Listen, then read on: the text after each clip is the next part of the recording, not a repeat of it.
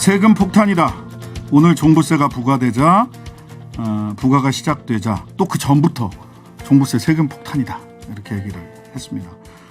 지난해보다 30만 명이나 늘어서 부과 대상은 94만 7천 명이라고 돼 있는데요. 진짜 이거 폭탄 맞는지, 폭탄이면 빨리 뇌관을 제거해야죠. 폭탄이 아니라면 폭탄이 아닌 것답게 취급을 해줘야 되는 거라서 오늘 민주사회를 위한 변호사 모임 민생경제위원회 김태근 변호사님과 함께 이 문제 한번 제대로 짚어보겠습니다. 안녕하세요. 네, 안녕하세요. 네. 자, 저희들 지난주에도 한번 종합부동산세 관련해서 한번 짚어보긴 했는데 네.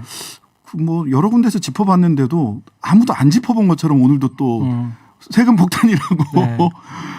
뭐 지금 비탄과 눈물의 바다가 지금 대한민국 땅에서 벌어지고 있는 것 같은 보도가 하도 많아서 네. 한번 좀 따져보겠습니다. 자, 일단 종합부동산세 아직도 잘 모르시는 분들이 계실 수 있으니까 네. 뭡니까? 무슨 세금입니까? 종합부동산세. 조금 설명을 드리면 네. 예를 들어 A라는 사람이 서울에 주택이 한 채가 있고 네. B라는 사람이 대구에 주택이 한 채가 있고 네. C라는 사람이 전주에 주택이 한 채가 있다면 각각 한 채. A, B, C는 각 지역에 서울에 재산세를 내고 B는 대구에 재산세를 내고 C는 그렇죠. 전주에 재산세를 냅니다. 네. 근데 만약에 이 주택 세 채 모두를 A가 가졌다면 혼자 다 갖고 있다면. 네. 그랬으면 그 개인별 그 집의 재산액을 모두 합산을 해가지고 종합부동산세를 매기는 거예요. 그건 국세로 나라에다 내는 거죠. 그렇습니다. 네. 그래서 이제 재산세는 지방세여가지고 각 예를 들어 서울에 있는 주택은 서울에, 대구에 있는 주택은 대구에, 뭐 전주에 있는 주택은 전주에 내는데 이거를 만약에 A가 서울과 대구와 전주에 있는 집에 세 채를 가지고 있다면 네. 이거에 대해서 국세를 매겨서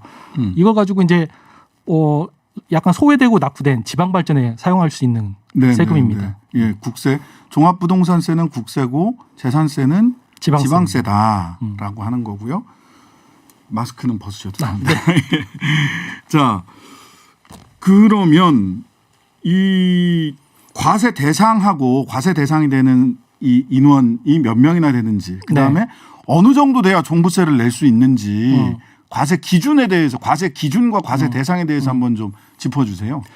아마 1세대 1주택인 분이 대부분이시기 때문에 네. 1세대 1주택자가 궁금하실 텐데 지금 공시가격 11억 이상이면 종합부동산세를 부과를 합니다. 네. 근데 이제 많은 분들이 헷갈리시는 게 공시가격이라고 하면 우리 집 11억이면 종부세 내는 거야? 아닙니다. 이렇게 생각을 하시는데 공시가격은 시장 가격의 약 70%로 잡혀요. 네, 네. 그래가지고 이제 작년에 16억에 거래된 집이 현재 70%여가지고 약 11억이 됩니다. 그래서 네. 종부세가 부과되기 위해서는 최소 작년에 시장 거래 가격이 16억 원 이상인 주택인 경우에만 종부세가 부과가 되고요. 네. 그리고 이제 만약에 1주택자가 아니라 다주택자다. 개인 명의 주택이 두 채, 세 채 이상 있다. 그럴 경우는 그 합산해서 6억 원, 공시가격으로 6억 원 이상이면 그럼 시가 따지면 한 10억 정도 되는데 네. 10억 원 이상이면 종합부동산세를 부과하고 있습니다. 한 채에 대해서 부과하는 기준은 훨씬 높은 거네요. 그렇죠. 네. 그 부분에 대해서는 2007년도에 노무현 정부에서 종합부동산세법 세율을 하면서 당시만 해도 1주택자와 다주택자를 구분하지 않았습니다. 네네. 그래가지고 2008년도에 헌법재판소에서 헌법 불합치 결정을 해요. 그러면서 1주택자에 대해서는 혜택을 줘야지 다주택자하고 똑같이 하면 안 된다라고 해가지고 지금 이제 1주택자에 대해서는 훨씬 혜택을 많이 주고 있는 거죠. 자, 그래서 세금 폭탄이라고 그러면은 주변에 있는 사람들이 다 죽는 게 폭탄이잖아요. 그렇습니다. 그러면은 과세 대상이 되는 인구 수가 네. 지금 그 2%다. 98%는 과세 대상이 아니고 전 국민의 2%만 과세 대상이다라고 기획재정부에서는 이렇게 얘기를 했고 네. 어디 경제지 보니까 여기다가 사실은 곱하기 4를 해야 된다. 인원이 가구 수도 있고 등등등 이렇게 해서 수백만 명이다 이렇게 얘기를 하던데 이거 어느 쪽이 맞는 겁니까? 그러니까 그 부분 같은 경우는 인원상으로는 95만 명이라고 하는 것 같고 네, 전체 94만 7천 명. 전체 5천만 명 중에 약 100만 명이라고 치면 2%인 것 같고요. 그리고 저는 이제 이거를 이제 가구 기준으로 하면 대략 한 4%로 보고 있거든요. 가구 기준으로. 네, 가구 기준으로 하면 이제 2천만 가구 중에 한 80만 가구가 대체로 종부세를 납부하더라. 작년 기준이었습니다. 올해는 정확한 통계가 아직 안 나와서 정확히 모르겠고요. 근데 저는 인구수대로 인구수 통계로 얘기를 하는 게 맞지 않나 하는 생각이 드는데 왜냐하면 가구 합산과세 하다가 그 위헌 받았잖아요. 그렇습니다. 그러니까 원래 2008년도 좀 전에 이제 신장채님께서 말씀하신 게 뭐냐면 2008년도 헌법 불합치 결정이 나왔던 게 1세대 주택 1세대 1주택제에 대한 혜택이 없던 거랑 당시에 부부 합산을 했었습니다. 맞아요. 부부 합산을 했었는데 이제 헌법재판소에서 부부 합산하지 말고 개인별로 계산해라. 개인별로 계산해라. 그렇게 그러니까 해서 개인별로 하면 98%는 과세 대상 아니다. 뭐 그렇기도 한데 이제 중요한 건 이제 10대 20대 빼면 그 친구들이 실제 주택을 소유하진 않으니까 한 그걸 빼자. 1,000만 명은 또 빠지게 되는 거죠. 그렇죠. 네, 그래서 저는 뭐 상위 4%의 명예로운 세금이다라고 지금 말씀드리고 다닙니다. 아니 뭐 우리 그 국민들이 봤을 때 10대 20대들 중에서도 수십 채씩 집 가진 친구들이 있으니까 그러면 이제 매우 이례적인 거죠. 그렇습니다. 예. 자 그러면은 대략 상위 4% 가구 네. 다 가구에 부과되는 거고 전 국민의 2% 인구로 보자면 단순 산수를 하면 네. 그러면 이게 폭탄이라고 하려면 이게 폭발력이 그러니까 폭탄이라고 하기 어렵겠네요. 사실은 그냥 뭐 이렇게 따로따로 이렇게 한 사람 한 사람 돈 많은 부동산 많이 가진 분들을 향해 가는 거라는 생각이 들고 자 그러면 또 폭탄은 폭발력이 커야 되잖아요. 네. 엄청 많이 부과됩니까? 얼마나 부과됩니까? 그렇지 않습니다. 저희가 계산을 해보니까 작년에 시장 가격 20억 원에 거래됐던 아파트 가격이 20억 원. 네. 그럼 이제 올해 공시가격이 한 14억이 잡힙니다. 그래서 제가 이제 아는 변호사한테 시장 가격이 20억이면 종부세가 어느 정도 낼 것 같냐라고 이제 물어보니까 폭탄이니까 한 2천만 원 낼 것 같다는 거예요. 네, 네. 근데 작년에 시장 가격이 20억 원이었던 아파트가 올해 공시가격이 14억으로 잡히면 종부세 딱 125억 원 냅니다. 125만 원 냅니다. 125만 원이요. 그래서 이제 1세대 1주택자에 대해서는 폭탄이라는 말이 전혀 어울리지가 않는 거예요. 콩알탄 아닙니까? 폭탄 아니고 옛날 쓰던. 이제 약간 어떤 게 있냐면 그 언론사 기자분들 중에 본인이 부동산 시장에서 선수로 뛰는 분들이 계세요. 그렇죠. 그러니까 김만배 기자 같은 분. 뭐 그런 분들이 계십니다. 그렇다 보니까 그런 분들 같은 경우는 본인이 이제 주택을 임대주택으로 주지도 않으면서 이제 수집하시는 경우가 있어요. 그러니까 임대주택으로 주면 네. 이것도 종부세 과세 대상에서 빠지는 거 아니에요? 임대사업자로 가면? 그렇습니다. 근데 왜 임대사업자로 등록을 안 하는 거예요? 이제 임대사업자로 등록을 하면 본인의 이제 자산 상황이 다 까지니까. 그다음에 수익 상황도 드러나니까. 임대 수익도 어느 정도 걷는지 다 드러나게 됩니다. 그러니까 저는 그게 납득이 안 갔거든요. 아니 임대사업자 등록하고 세 주면 되는데 세는 주면서 본인이 집 세 채 네 채 본인이 왔다 갔다 하면서 살지는 않거든요. 분명히 그렇습니다. 세 주고 있다는 거잖아요. 그렇습니다. 그럼 임대사업자로 등록을 하면 종부세 과세 대상이 안 돼요. 네, 그렇습니다. 근데 굳이 임대사업자 등록을 안 하고 나를 왜 종부세를 주냐고 목소리를 높이시는 거야. 그렇습니다. 그다음에 이제 다만 이제 또 예외적으로 이런 분들이 계세요. 네.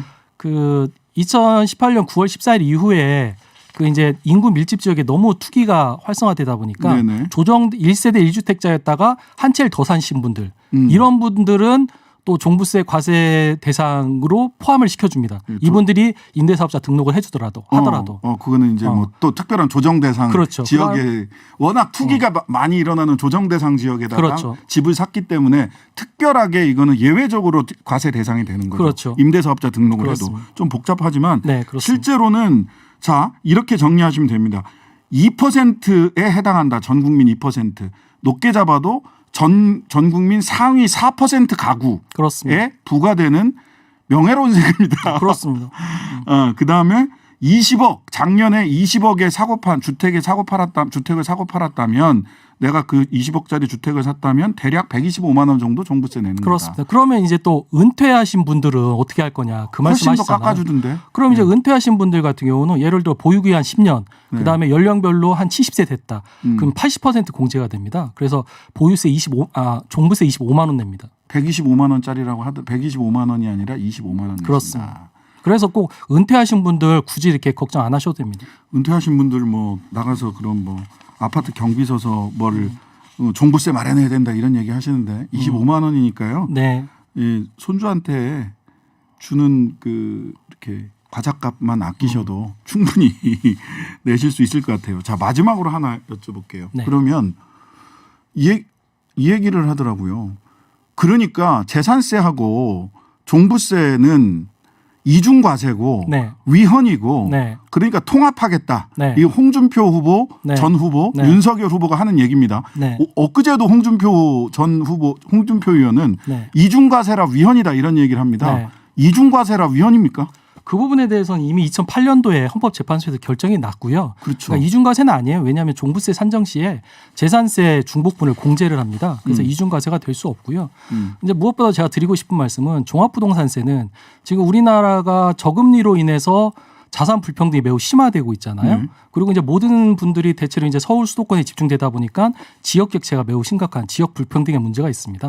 근데 이제 이런 종부세는 그 자산 불평등, 자산 격차를 해소할 수 있는 세제인 거고요. 네. 그리고 이제 지역 간의 국세이기 때문에 서울에서 높은 주택 가격에 매긴 종부세를 가지고 지방 발전을 꾀할 수 있는 그러니까 세금입니다. 강남, 서초, 뭐 송파 이런 데서 종부세 과세 대상이 제일 많은 동네잖아요. 그렇습니다. 말하자면 거기서 거둔 세금을 저 지방에 제주도나 해남, 무안 이런 데 세금 가지고 지방 교부세, 그렇습니다. 예, 조정과세 이렇게 해서 내려주려면 네. 종부세는 국세여야 되는 거죠. 그렇습니다. 근데 재산세와 종부세를 통합을 한다고 해서 이걸 국세로 하지는 절대 않을 거란 말이에요. 그렇죠. 통합을 하면 이제 지방세 되는 거예요. 잘 사는 지역만 계속 잘 살아지고 이제 쇠퇴하는 지금 계속 쇠퇴하는 문제가 발생하게 됩니다. 그러니까 재산세하고 종부세를 통합할 수도 있다. 있죠. 근데 국세로 해서 균형 발전에 쓰자. 이렇게 하면 저는 의미 있는 얘기일 수도 있다는 생각이 들어요. 그러면 이제 그 집값 높은 분들이 반대하죠. 절대 반대합니다. 그렇습니다. 이거는 지방세로 하자는 얘기예요. 재산세처럼 종부세를 합치자는 얘기는 그거는 강남, 서초, 송파 좋자는 얘기입니다. 결과론적으로도 말씀을 드리면. 그래서 이걸 합치자는 얘기는 위헌도 아니 이거를 이중과세고 그래서 위헌이라는 얘기는 사실은 이미 헌법재판소에서 한번 판단을 받았기 때문에 위헌 아니고요. 종부세가. 맞습니다. 그다음에 이거를 통합했을 때는 땅 부자들 모여 사는 동네가 훨씬 더 덕을 본다. 그러니까 통합했을 경우는 지금 우리나라에서 가장 심각한 자산 불평등 문제하고 지역 불평등 문제를 해결할 방법 아주 좋은 수단인데 그거가 이제 없어지는 문제가 발생하게 됩니다. 그러니까요. 근데 왜 이걸 가지고 이렇게 주장을 하는 정치적인 목적이겠죠. 어떤 목적입니까, 이건?